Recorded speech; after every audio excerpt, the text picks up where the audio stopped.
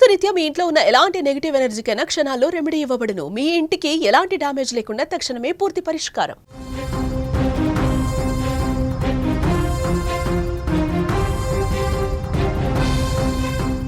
ఓ చిన్నారి ప్రాణం తీసిన దుర్మార్గుడు ఎవరు? చంపి కాళ్ళు చేతులు వేరు చేసి కాలువలో పడేసిన ఆ నరరూప రాక్షసుడు ఎక్కడ? విశాఖ జిల్లాలో అమానుష ఘటన ఒకటి వెలుగు చూసింది. కంచరపాలెం పోలీస్ స్టేషన్ పరిధిలో దారుణం జరిగింది. ఓ కాలువలో చిన్నారి శరీర భాగాలు లభ్యం కావటం స్థానికుల్ని తీవ్ర భయభ్రాంతులకు గురి చేసింది. అయితే ఆ చిన్నారి శరీర భాగాలు గుర్తించలేని స్థితిలో ఉన్నాయి. కాళ్ళు చేతులు ముక్కలుగా లభ్యం కాగా తల భాగం ఇంకా లభించలేదు. ఘటనా స్థలాన్ని పోలీసులు పరిశీలిస్తూ ఉన్నారు. కేసు నమోదు చేసుకుని ప్రస్తుతం దర్యాప్తు చేస్తూ ఉన్నారు. స్క్రీన్ మీద మీరు చూస్తున్నారు, కాలువలో ఆ చిన్నారికి సంబంధించినటువంటి కాళ్ళు చేతులు వేరు చేసి పడవేసి ఉంటాన్ని, తల కూడా వేరు చేసి ఆ విధంగా ముక్కలుగా కట్ చేసి ఆ డ్రైనేజీలో వేయటంతో స్థానికులు ఒక్కసారిగా షాక్కి గురైపోయారు. ఇంత దుర్మార్గంగా చిన్నారి అని కూడా చూడకుండా, పసిగుడ్డని కూడా చూడకుండా ఇంత దుర్మార్గంగా చంపింది ఎవరు? అక్కడ స్థానికులు అందరూ కూడా ఒక్కసారిగా హతాశులైపోయారు. వెంటనే పోలీసులు కంప్లైంట్ ఇచ్చారు. పోలీసులు అక్కడికి చేరుకున్నారు, ఇన్వెస్టిగేట్ చేస్తూ ఉన్నారు. పోలీసులు అలాగే ఫోరెన్సిక్ నిపుణులు కూడా వచ్చారు. ఆ శరీర భాగాలకు సంబంధించిన శాంపిల్స్ కూడా తీసుకుని కేజీహెచ్కి పంపించారు పరిశీలన కోసం. కానీ ఇంకా దీనికి కారణం ఎవరు కూడా ఇంకా తెలియలా. ఇన్వెస్టిగేషన్ లోతుగా జరుగుతుంది. పోలీసులు అక్కడ స్థానికంగా ఉన్నటువంటి ఆశా వర్కర్లతో మాట్లాడుతూ ఉన్నారు. ఈ మధ్యకాలంలో గర్భిణీలుగా ఎవరున్నారు, ఎవరికి ఈ మధ్యకాలంలో డెలివరీ అయింది, ఇవన్నీ కూడా రిపోర్ట్స్ తెప్పించుకుంటూ ఉన్నారు. అన్ని కోణాల్లో దర్యాప్తు చేస్తూ ఉన్నారు. అక్కడ సీసీ ఫుటేజ్లు కూడా పరిశీలిస్తూ ఉన్నారు. కానీ అర్థం కాని విషయం, ఒక చిన్న బిడ్డని అంత దుర్మార్గంగా, అంత కర్కశంగా, అంత రాక్షసంగా ఎవరు చంపి ఉంటారు, ఎందుకు ఈ పని చేసి ఉంటారో కూడా అర్థం కావట్లా. అక్కడున్న స్థానికులు ఇంకా మైండ్లో నుంచి ఇది పోవట్లేదు. మన ఏరియాలో, మన ప్రాంతంలో ఇంత దుర్మార్గంగా ఉన్నారా మనుషులు? ఇంత సైకోగా ఉన్నారా? చిన్నపిల్లలను కూడా నరికి చంపి ఏ పార్టీకా పార్టీ నరికేసి ఆ శరీర భాగాల్ని డ్రైనేజ్లో పడేసే ఒక సైకో మూర్ఖపు మనుషులు ఇక్కడ ఉన్నారా అని కూడా అందరూ ఇంకా షాక్ నుంచి స్థానికంగా ఉన్నటువంటి ఆ కాలనీ వాళ్ళు తేరుకోలేకపోతున్నారు. కంచరపాలెం రూట్లో ఇది జరిగింది. చాలా బాధాకరమైనటువంటి విషయం. పోలీసులు అన్ని కోణాల్లో దర్యాప్తు చేస్తూ ఉన్నారు. ఈ మధ్యకాలంలో మిస్సింగ్ కేసులు ఏమైనా నమోదయ్యాయా, ఇవి కూడా చూస్తూ ఉన్నారు. ఎందుకంటే ఎప్పుడైతే ఈ ఘటన వెలుగులోకి వచ్చిందో గంటలవుతుంది కానీ ఇంకా ఇన్వెస్టిగేషన్ కొలిక్కి రాలా. దీనికి కారణం ఎవరో ఇంకా తెలియలా. ఈ మధ్యకాలంలో చిన్నపిల్లల మిస్సింగ్ కేసులు ఏమైనా నమోదయ్యాయా, ఈ మధ్యకాలంలో ఎక్కడైనా గొడవలు జరిగినటువంటి సందర్భాలు ఉన్నాయా, ఆ కాలనీకి సంబంధించి భార్యాభర్తల మధ్య ఏమైనా గొడవలు ఉన్నాయా, కుటుంబ సభ్యుల మధ్య ఏమైనా గొడవలు ఉన్నాయా, ఈ రికార్డ్స్ అన్ని కూడా పరిశీలిస్తూ ఉన్నారు. అక్కడ ప్రతి ఒక్కరిని కూడా ఇంట్రాగేట్ చేస్తున్నారు పోలీసులు. కానీ మనకు అందుతున్నటువంటి సమాచారం ఇంతవరకు కూడా అక్కడ చంపి పడవేయబడ్డ ఆ చిన్నారికి సంబంధించి ఒక్కటంటే ఒక్క క్లూ కూడా దొరకని పరిస్థితి ఉంది. అక్కడ స్థానికుల్ని ప్రతి ఒక్కరిని ప్రశ్నిస్తున్నారు. కానీ ఎక్కడో చంపేసి, ఎక్కడో ముక్కలుగా కట్ చేసి ఇక్కడికి తీసుకొచ్చి పడేశారా, ఏమాత్రం ఆధారం దొరకకుండా, ఇది ఎవరు చేశారో తెలియకుండా ఉండటం కోసం ఈ విధంగా ఎక్కడో చంపేసి ఇక్కడ పడేశారన్నది కూడా పోలీసులు విచారిస్తూ ఉన్నారు. దగ్గరలో ఉన్న సీసీ ఫుటేజ్లు, గత 2 రోజులుగా ఉన్నటువంటి అన్ని సీసీ ఫుటేజ్ రికార్డ్స్ అన్ని కూడా పరిశీలిస్తూ ఉన్నారు. కానీ ఈ సాయంత్రానికి ఒక కొలిక్కొచ్చే అవకాశం కనిపిస్తుంది. ఇంకా కొద్ది గంటల్లో క్లారిటీ వచ్చే అవకాశం అయితే కనిపిస్తుంది. పోలీసులు ఇదే చెప్తా ఉన్నారు. ఇన్వెస్టిగేషన్ జరుగుతోంది. ఆ పార్ట్స్కి సంబంధించి, ఆ శరీర భాగాలకు సంబంధించిన శాంపిల్స్ ఫోరెన్సిక్ నిపుణులు ఆసుపత్రికి పరిశీలన కోసం పంపించారు. ఏదేమైనా మరికొద్ది గంటల్లోనే ఇది వీడుతుంది. ఎవరిట్లా చేశారు, ఇలా చేసినటువంటి ఆ నిందితుల్ని తప్పకుండా పట్టుకుంటామని పోలీసులు చెప్తున్నారు. కానీ ఇక్కడ ఆలోచించాల్సినటువంటి విషయం ఏంటంటే, చిన్నారుల్ని చంపుతున్నారు.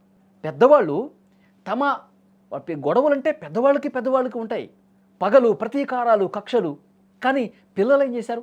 అమాయకపు బిడ్డలు. ఈ మధ్యకాలంలో మనం చాలా వార్తలు చూస్తున్నాం. అమాయకులైన పిల్లల్ని చంపేస్తూ ఉన్నారు లిటరల్గా. అమలాపురం దగ్గర నిన్న మనం చూసాం. తండ్రి 2 బిడ్డల్ని, ఏదో మరి కుటుంబ గొడవలో, ఇంకా కలహాలో, మరి ఏం జరిగిందో తెలియదు కానీ తన 2 బిడ్డల్ని తీసుకొచ్చి గోదావరిలో తోసేసి తాను కూడా ఆత్మహత్య చేసుకున్నాడండి. ఎంత దుర్మార్గం చూడండి. నీకు ఎవరి మీదో కోపం ఉంటే, ఎవరి మీదో కక్ష ఉంటే వాళ్ళతో తీర్చుకోవాలి, బదులు తీర్చుకోవాలనుకుంటే. లేదంటే చట్టపరంగా ముందుకు పోవాలి. కానీ అభం శుభం తెలియని పసిగుడ్డల్ని ఎందుకు చంపుతున్నారయ్యా అంటూ అందరూ కూడా క్వశ్చన్ చేస్తూ ఉన్నారు. ఒక మూర్ఖపు మనస్తత్వం, ఒక సైకో మెంటాలిటీ, ఒక క్రిమినల్ మెంటాలిటీ ఉన్నటువంటి వెధవలే ఇలాంటి పనులు చేస్తారండి. కానీ చాలా బాధ కలుగుతోంది. డ్రైనేజీలో ఒక చిన్నారి మృతదేహం, తల లేకుండా, ఇంకా తల దొరకలేదండి. మిగతా శరీర భాగాలే కనిపించినాయి, కాళ్ళు చేతులు ఇవి కనిపించినాయి. కానీ దొరకలా ఇంకా తల కోసం వెతుకుతూ ఉన్నారు. డ్రైనేజీలో ఇంకా ఎంత దూరం కొట్టుకుపోయిందని, ఇంకెక్కడ పడేశారు అని. ఆధారాలు దొరకకుండా ఉండటం కోసం ఒక్కొక్క పార్ట్ ఒక్కొక్క దగ్గర పడేస్తారు ఇలాంటి సైకో వెధవులు. ఇది ఎవరు పని? కుటుంబ సభ్యులే చేశారా, లేదంటే వేరే వ్యక్తుల ప్రమేయం ఈ కుటుంబం మీద ఉన్నటువంటి కక్షతో చేశారా? ఇవన్నీ కూడా బయటికి రావాల్సినటువంటి అవసరం కనిపిస్తోంది. అక్కడ స్థానికంగా ఇంకొక చర్చ కూడా జరుగుతోంది. అమావాస్య కావటంతో ఏమైనా నరబలి జరిగిందా? ఎందుకంటే ఇంత మూర్ఖపు ఆలోచనలో కూడా కొంతమంది ఉంటారు. చిన్న పిల్లల్ని బలిస్తే మనకేదో అష్టైశ్వర్యాలు వచ్చేస్తాయి, నిధులు వచ్చేస్తాయని చెప్పి ఇలాంటి భ్రమలో, మూఢనమ్మకాల్లో, అంధవిశ్వాసాలతో కొంతమంది పిచ్చి వెధవులు ఉంటారు, కొంతమంది సైకో వెధవులు ఉంటారు. ఆ కోణంలో, ఎందుకంటే అమావాస్య ఇప్పుడు నడుస్తుంది కాబట్టి ఈ చర్చ ఉంది. ఈ కోణంలో కూడా పోలీసులు దర్యాప్తు చేస్తూ ఉన్నారు. కానీ ఎంత దుర్మార్గం చూడండి. అభం శుభం తెలియని అమాయకుల పిల్లల్ని ఇంత దుర్మార్గంగా, ఆ చిన్నపిల్లల్ని అసలు చంపటానికి చేతులు ఎట్లా వస్తాయి, నరకటానికి ఏ పార్ట్కి ఆ పార్ట్, కాళ్ళు చేతులు మొండెం వేరు చేయడానికి అసలు వాళ్ళకి మనసు ఎలా వస్తుంది, చేతులు ఎలా వస్తున్నాయి? కేవలం ఒక సైకో క్రిమినల్స్కి మాత్రమే ఇలాంటి ఆలోచనలు వస్తాయి.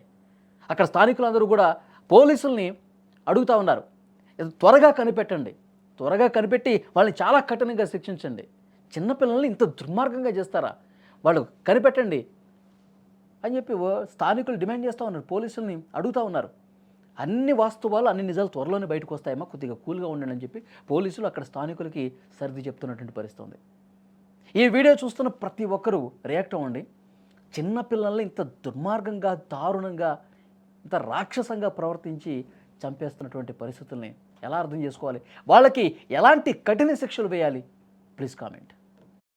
మా కంచరపాలెం మహిళా పోలీసు అమ్మాయి ఫోన్ చేసి సంజీవయ్య కాలనీ కాలువలో ఒక శిశువు యొక్క కాళ్ళు చేతులు వేరువేరు చేసి కట్ చేసి ఉన్నాయని, బాడీ కూడా కట్ చేసి ఉందని నాకు సమాచారం ఇవ్వటం, వెంటనే నేను మా సిపి సార్కి, డీసీపీ మేడంకి, ఏసీపీ గారికి సమాచారం ఇచ్చి వారి ఇన్స్ట్రక్షన్స్ మేరకు ఇమీడియట్గా నేను స్పాట్కి రావడం జరిగింది.